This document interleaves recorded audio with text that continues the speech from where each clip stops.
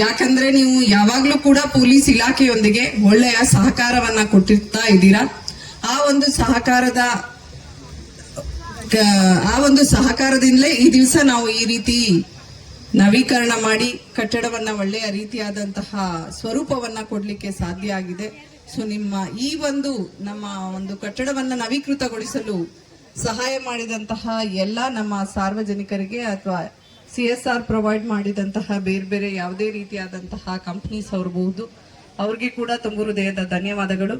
But ಯಾಕೆ ಇದು ಒಂದು ನವೀಕೃತ ಕಟ್ಟಡ ಬೇಕು ಅಂತ ಹೇಳಿದ್ರೆ, ನೀವೇ ನೋಡ್ತಾ ಇದ್ದೀರಾ, ಹಿಂದೆ ಇತ್ತು, ಇವಾಗ ಇದೆ. ಬಂದಾಗ ಒಂದು ಹೊಸ ಚೈತನ್ಯ ಇರ್ತದೆ. ನಮ್ಮ ಈವನ್ ಸಿಬ್ಬಂದಿಗಳು ಕೂಡ ಬಹಳ ಖುಷಿಯಿಂದ ಕೆಲಸ ಮಾಡ್ತಾ ಇದ್ದಾರೆ. ಅವ್ರಿಗೆ ಒಂಥರ ಹುರುಪು ಬರ್ತದೆ, ಎಲ್ಲಾ ಕಡೆ ಹೊಡೆದೋಗಿರೋದು ಬೇರೆ ಬೇರೆ ತರ ಇರೋಕ್ಕಿಂತ.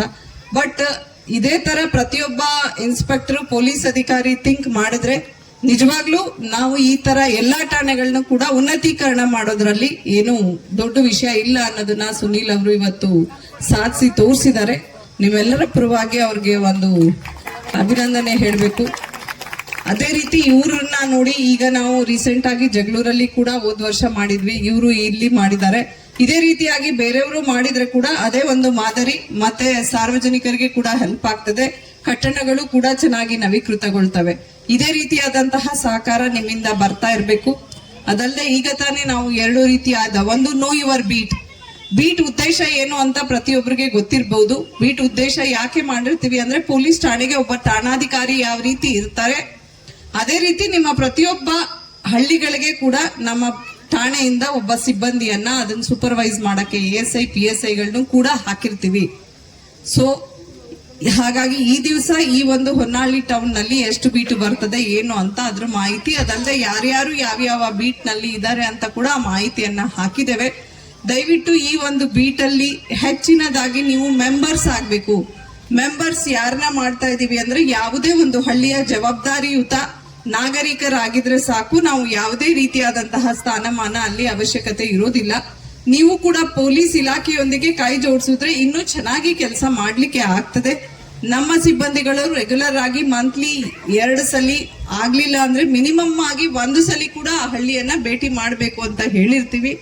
ಬರ್ತಾ ಇದ್ದಾರೆ. ಹಂಗ ಯಾರಾದ್ರೂ ಬರ್ತಾ ಇಲ್ಲ, ನಿಮ್ಗೆ ಸರಿಯಾಗಿ ಬೀಟ್ ಸರ್ವ್ ಮಾಡ್ತಾ ಇಲ್ಲ ಅಂದ್ರೆ ದಯವಿಟ್ಟು ನಮ್ಮ ಗಮನಕ್ಕೆ ತಗೊಂಡ್ ಬಂದ್ರೆ ಇನ್ನೂ ಚೆನ್ನಾಗಿ ನಾವು ಬೀಟ್ ಸರ್ವ್ ಮಾಡ್ಲಿಕ್ಕೆ ಸಾಧ್ಯ ಆಗುತ್ತೆ.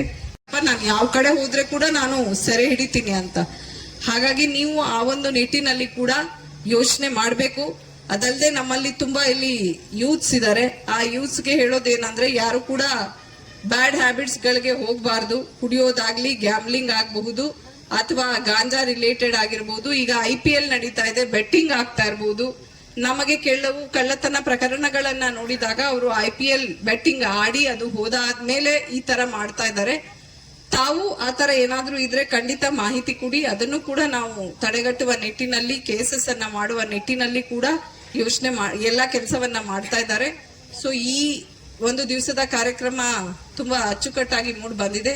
ಈ ಒಂದು ಕಾರ್ಯಕ್ರಮವನ್ನ ಆಯೋಜನೆ ಮಾಡಿದಂತಹ ಹೊನ್ನಾಳಿ ಇನ್ಸ್ಪೆಕ್ಟರ್ ಮತ್ತೆ ಅವರೊಬ್ಬರ ಎಲ್ಲಾ ಸಿಬ್ಬಂದಿಗಳಿಗೆ ಕೂಡ ತುಂಬ ಹೃದಯದ ಧನ್ಯವಾದಗಳು.